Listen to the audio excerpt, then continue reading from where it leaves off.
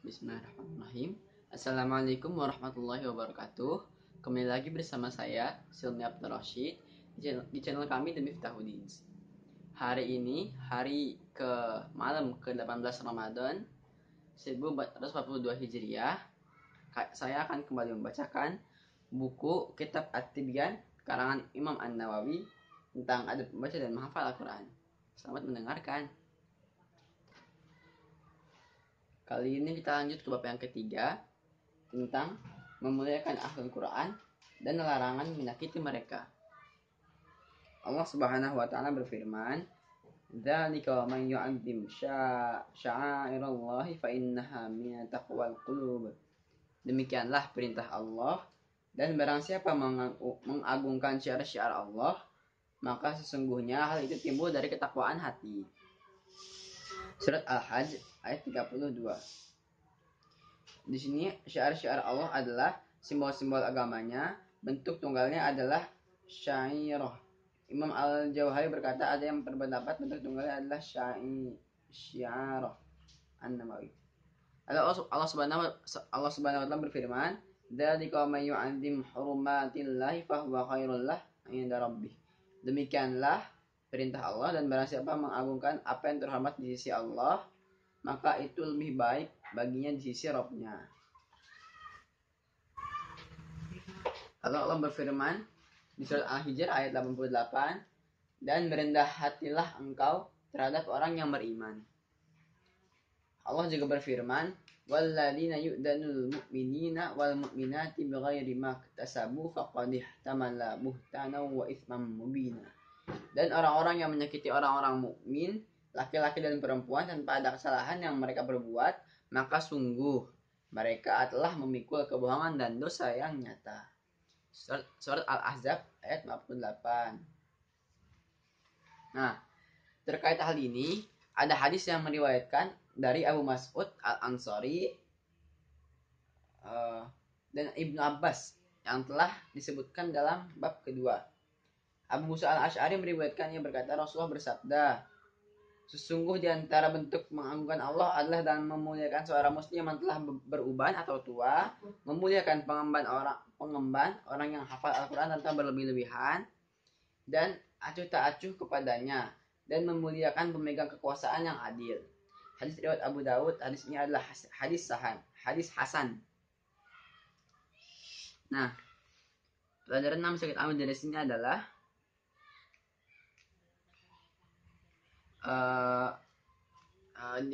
dari hadis Rasulullah, salah satu bentuk mengagungkan Allah adalah dengan memuliakan seorang muslim yang telah beruban. Jadi sesuai hadis Rasulullah juga, laisa minna man la yarham shaghirana wa la yu'akkir kabirana. Bukan bagian dari umat Rasulullah orang yang tidak menyayangi yang muda dan menghormati yang tua. Nah, di sini di hadis ini salah satu bentuk mengagungkan Allah adalah dengan memuliakan seorang muslim yang telah beruban atau yang telah tua. Lalu yang kedua adalah memuliakan pengemban atau orang yang hafal Al-Quran tanpa berlebih-lebihan dan acuh tak acuh kepadanya, dan memuliakan pemegang kekuasaan yang adil. Ya, di sini sesuai dengan hadis Rasulullah juga, kalau kamu punya satu doa yang makbul, berdoalah agar mendapat pemimpin yang adil, karena pemimpin yang adil itu manfaatnya bisa dirasakan oleh rakyat yang di bawahnya gitu. Seperti itu. Lalu Aisyah radhiyallahu anha meriwayatkan, dia berkata, "Amrana Rasulullah sallallahu alaihi wasallam an nunzilan nasa manazilahum." Rasulullah memerintahkan kami untuk memosisikan orang lain sesuai dengan posisi mereka. Hadis riwayat Abu Dawud dalam kitab Sunannya dan Imam Al-Bazzar dalam kitab Musnadnya.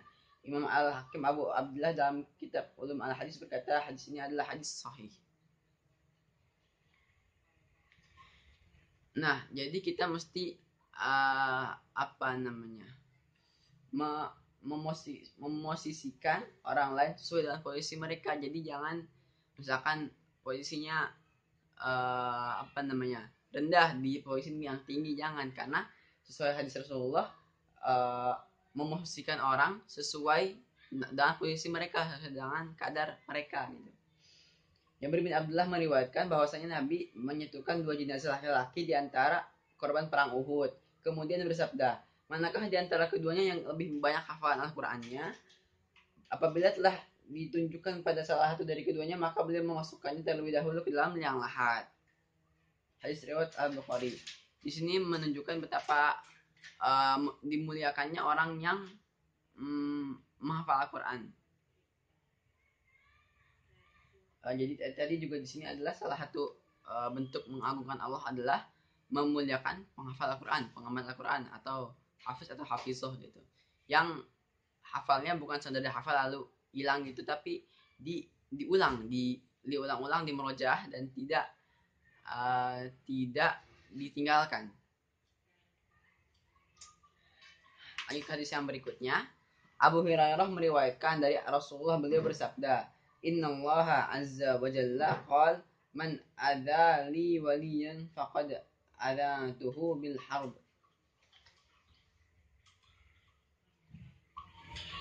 Sesungguhnya Allah berfirman, siapa yang menyakiti waliku, maka aku telah mengumumkan perang terhadapnya.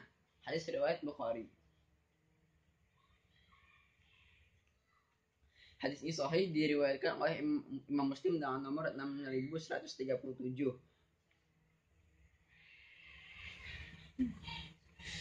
Jadi di hadis hadis qudsi ini Rasulullah berkata, kalau Allah berfirman, siapa yang menyakiti waliku maka aku telah mengumumkan perang terhadapnya. Jadi orang yang menyakiti walinya Allah atau keluarganya Allah, siapa keluarganya Allah? Keluarganya Allah itu adalah ahli Quran. Keluarganya Al-Quran, orang yang dekat sama Quran. Nah, siapa yang menyakiti keluarganya Allah, maka sama aja ngajak istilahnya ngajak perang, ngajak berantem sama Allah. Siapa yang berani gitu sama Allah, pencipta segalanya gitu kan, berani banget. Lanjut, telah diriwayatkan secara sahih dalam kitab Sahihain dari Nabi, beliau bersabda, man sholat subha fahuwa fi zimmatillahi ta'ala fala yatlubannakumullahu bisyai'im min zimmatihi. Siapa yang mengerjakan sholat subuh, maka ia berada dalam jaminan Allah. Maka jangan sampai Allah menuntut kalian dengan sesuatu dari jaminannya.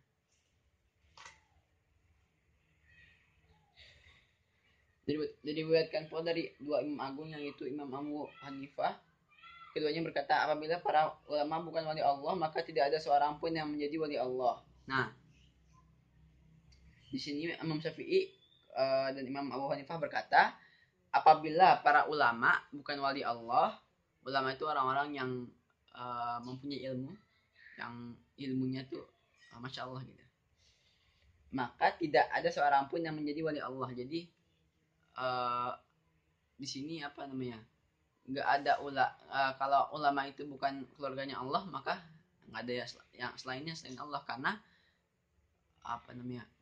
keluarganya Allah itu ya pasti orang berilmu. Imam Al-Hafiz Abdul Qasim Ibnu As-Sakir juga berkata, ketahuilah wahai saudara-saudaraku, semoga Allah memberikan taufik kepada kita semua untuk menebarkan ridhonya dan menjadikan kita termasuk orang-orang yang takut dan bertakwa padanya. Dengan sebenar-benar takwa bahwa daging para ulama beracun. Dan kebiasaan Allah telah dalam membongkar aib mereka yang mencela para ulama telah diketahui. Dan siapa yang mengumbar lisannya untuk mencela para ulama, maka Allah akan mengujinya dengan kematian hati sebelum kematian jasadnya. Ya. Di sini maksudnya adalah bahwa daging para ulama beracun, kehormatan kaum muslimin seluruhnya beracun. Akan tetapi daging para ulama lebih beracun.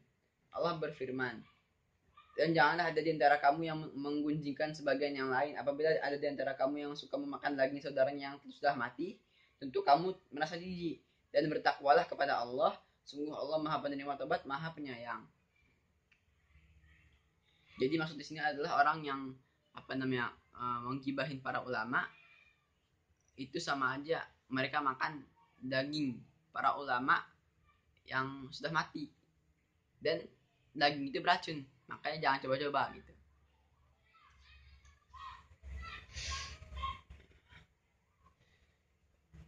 Maka hendaklah Allah berfirman, maka hendaklah orang-orang yang menyalahi perintah Rasulnya takut akan mendapat cobaan atau ditimpa azab yang pedih.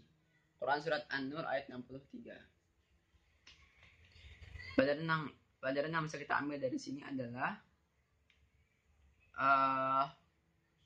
Allah itu meninggikan derajat orang yang belajar dan mempelajari belajar dan mengajarkan Al-Quran. Karena firman Allah yang pertama kali juga Iqra, bacalah. Jadi Islam itu sangat menjunjung tinggi ilmu. Bahkan cinta para ulama itu disebut dalam sebuah hadis, cinta para ulama itu lebih dicintai oleh Allah daripada darahnya orang yang mati syahid. Saking Islam itu menjunjung tinggi ilmu. Makanya ilmu apa itu? Yaitu ilmu Al-Quran. Karena di Al-Quran itu semuanya ada. Al-Quran itu pedoman hidup. Jadi gimana mau hidup kalau pedomannya nggak ada gitu. Makanya kita harus fastabiqul khairat, berlomba-lomba dalam kebaikan, terutama untuk belajar dan mempelajari Al-Quran. Karena Rasul bersabda, khairukum man ta'allama al-Qur'ana wa 'allamahu. Sebaik-baik dari kalian adalah orang yang belajar Al-Quran dan mempelajari Al-Quran. Sekian dari saya. Semoga kita semua dapat mengambil hikmah dari yang tadi saya sampaikan. Mohon maaf jika ada kesalahan. Bila taufik wal hidayah. Wassalamualaikum warahmatullahi wabarakatuh. Oh iya, jika teman-teman merasa video ini bermanfaat, please klik tombol subscribe, like, and share.